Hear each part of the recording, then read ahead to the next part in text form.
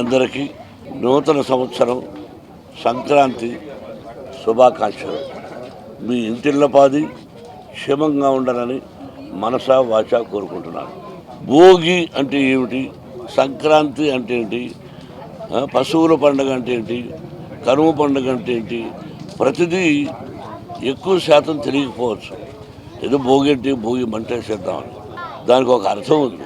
బలిచక్రవర్తి పాతాళలోకం నుంచి భూలోకంలోకి వచ్చే రోజు ఆయన బాగా సంతోషపెట్టాలి అంటారు.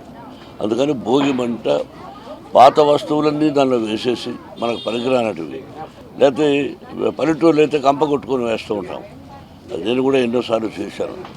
అలా వేసి అక్కడొచ్చి బూడిదని తీసుకెళ్ళి అందరం బూడిద విభూదిగా పెట్టుకొని ఆ తర్వాత అక్కడ పెట్టినటువంటి నీళ్లను స్నానం చేస్తే తలంటి స్నానం చేయాలంటారు.